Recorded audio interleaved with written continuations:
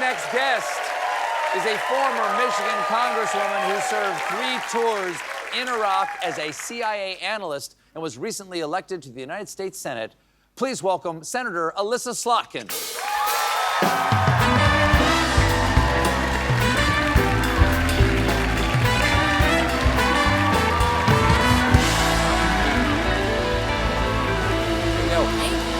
Welcome. Nice to meet you. Nice to meet you, too. Lots to talk about. But before we get into it, I learned something interesting, that your family's farm was responsible for the Ballpark Franks recipe. Our Ballpark family Franks. company. Yeah. They plump when you cook them. Yeah. Dung, dung, dung, dung. Ballpark Franks. Yeah. Yeah. Yes. Were you allowed to eat any other Franks? Yes, we were allowed to eat other hot dogs because we helped start Nathan's Hot Dogs, so a different type of hot dog. Wow. New York audience usually. So this is a hot dog empire Yes, you came from. So Just hot dogs or all cased meats? other cased meats and Yes, other sausages, products brats? and other things. No, not brats, not brats. That's Wisconsin. Right. Exactly. But yeah, my great grandfather emigrated here through Ellis Island and started a small meat company and became a big meat company. Oh. Well, We're very proud. you even hosted a Senate hot dog party for National Hot Dog Day. I did. Which is what day? It's like the third Wednesday of July. Of course, obviously. I mean- And so I have to ask you, you're an expert. Is a hot dog a sandwich? Yeah, I've prepared for this conversation because you have a really weird view of this, which is... It's not a weird view. My view is I'm asking the question. Yeah, it's definitively not a sandwich. What? I mean, it's not... What are you Great, talking thank you, about? band. Thank you. It's like... Why? Because the bread is hinged? No, it's its own cultural category. It is something else entirely. The bread is hinged. The Yes. bread is hinged, but it's also like... I've heard this debate between others, but you don't cut it in half and give like half a kid a half a hot dog and the other half. Thank you. Band is with me, man. Right. Thank you. Wow. It is not a damn sandwich. It's not? And you know what? Just to be sure, I went into the Chat GPT and to Grok. Grok? And both of them. I checked them both. Wow. And AI is with me. It's not a damn sandwich. All right. All right. All right. You started your government career as a CIA analyst and did 3 tours of duty in Iraq.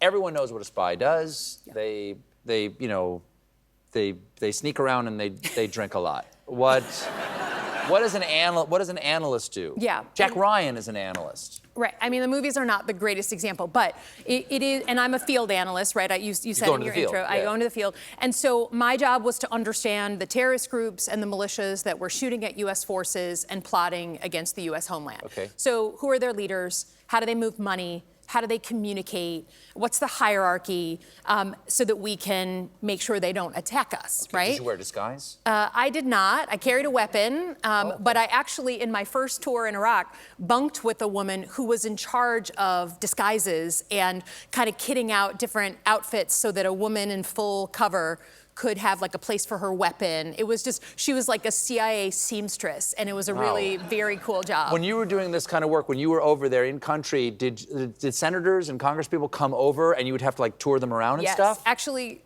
including some of them that are still there, that I serve with Wow, now. so you were the person saying... I was like the baby analyst. You'd meet them at the airport and bring them like, wow. And give them the update on, the field update on what was going on. So what did they do that you will never do because now that you're a senator?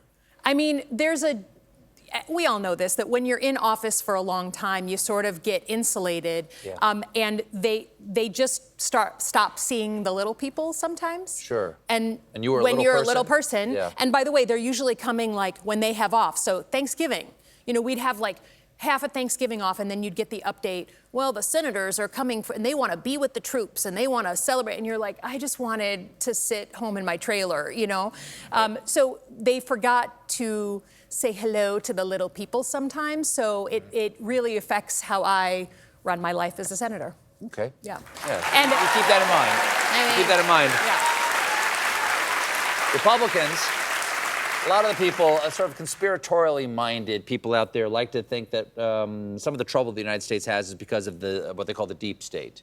Right. Okay, and as a former spy, is there Is there a deep state? What do they mean by deep state? Yeah, I wish people could understand that a lot of the guys that I serve with, guys and gals at the CIA or at the Pentagon where I served, first of all, a lot of them are former military. So, you know, if you can't be like pro-military and then anti-intelligence community and deep state.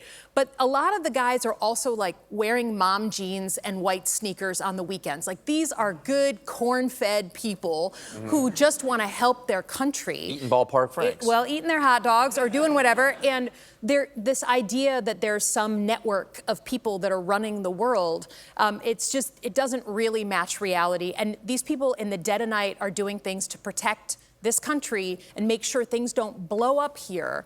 And for me, you know, the way that Trump is going after them is just, first of all, it's nasty. Second of all, it's completely counter to our interests to be demoralizing the people that are protecting us.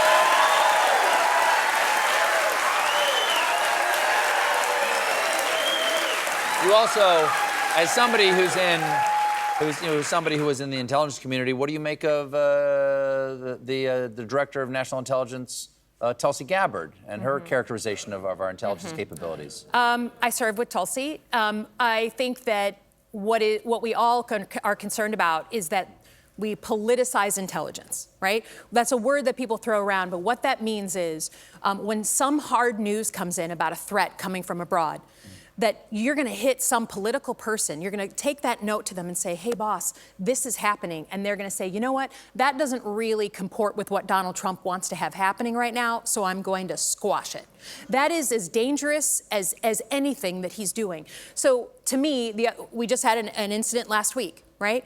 To me, it could not have been more clear. The same day that the president's name appears in the Epstein files, right, is the same exact day that Tulsi Gabbard is doing a big press conference talking about Obama, talking about something that happened, 15 years ago.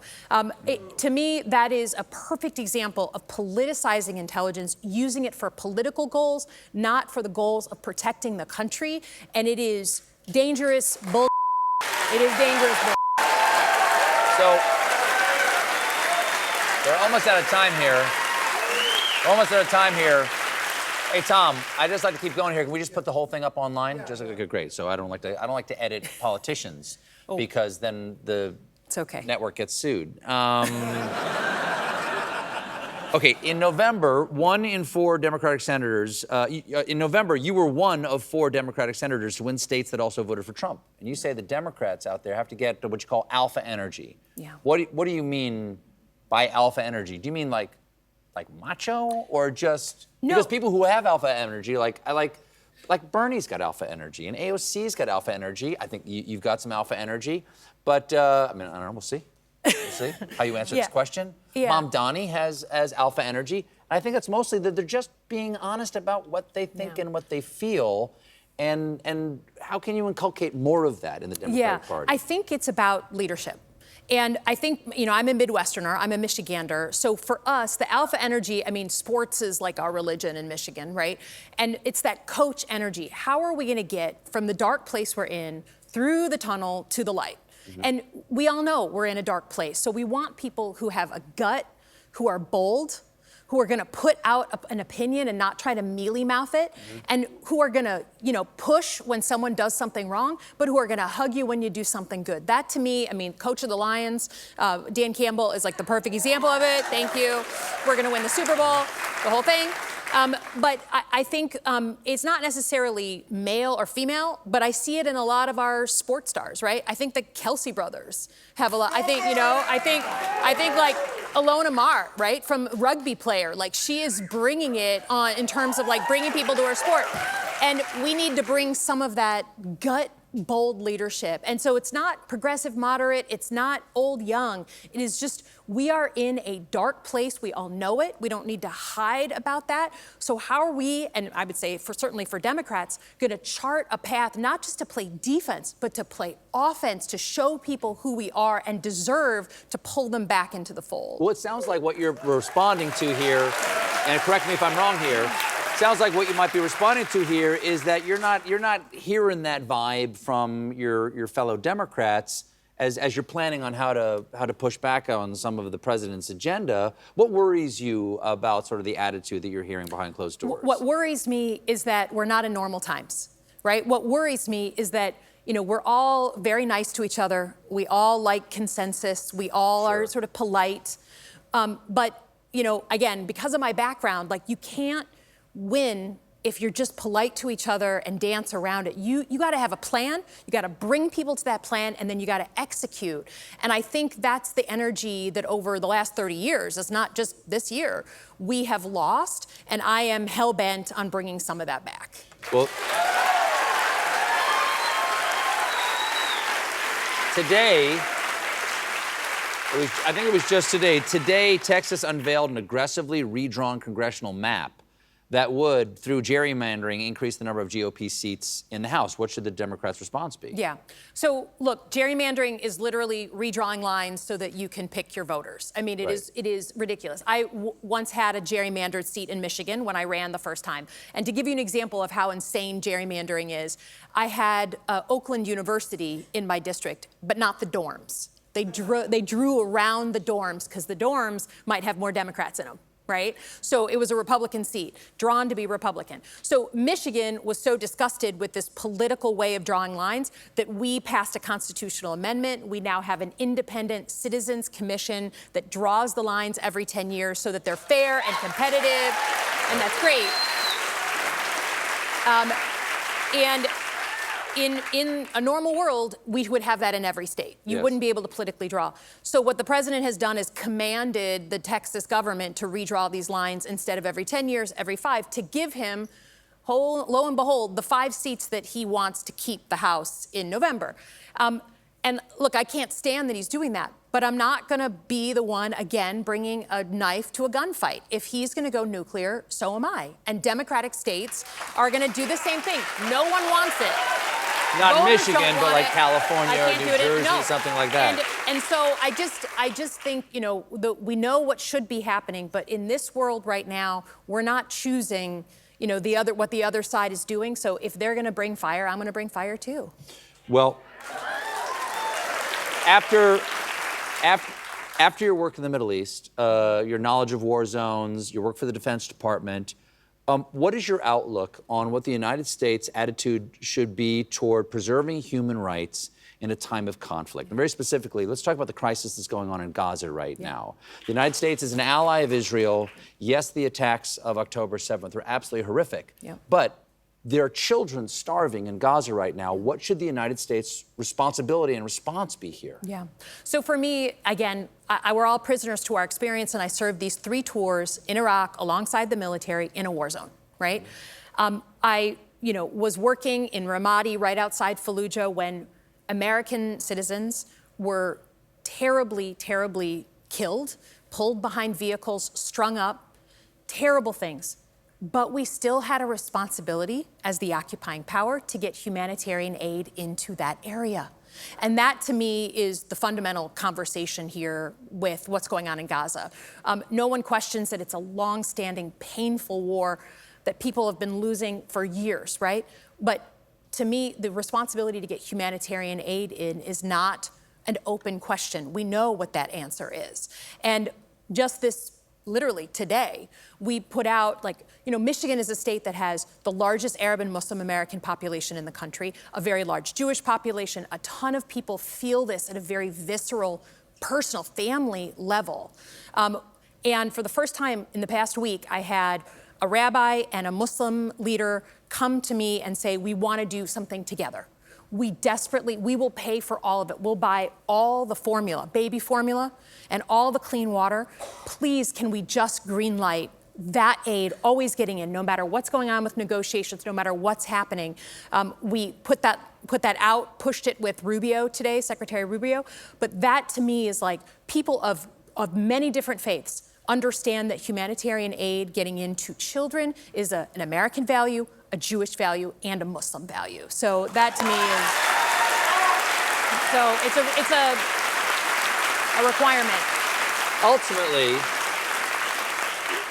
even for American citizens who are staunch allies of Israel, what do you imagine is the end game for Israel here, because certainly the international community sees the tens of thousands of deaths of the Gazans, of the Palestinians, as being, at this point, a horrific crime, not commensurate with the horror, albeit the horror, of October 7th. Do you think that Israel might be harming itself? Because you've got countries ready to call this a genocide. Yeah, and how does that help the future of Israel? I think that this is the point that many of us who feel very strongly and have long said, you know, Israel has the right to exist. It has the right to be safe. It has the right to live its own life.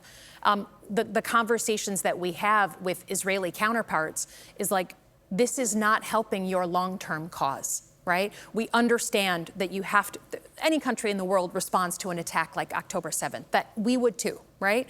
But the way that this is being carried out now, particularly some of the very right-wing, very open statements by people of the Netanyahu government, to me is harming the long-term interests of the state of Israel. And that, to me, is an important value that we also have to push.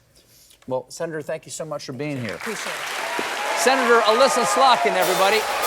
We'll be right back.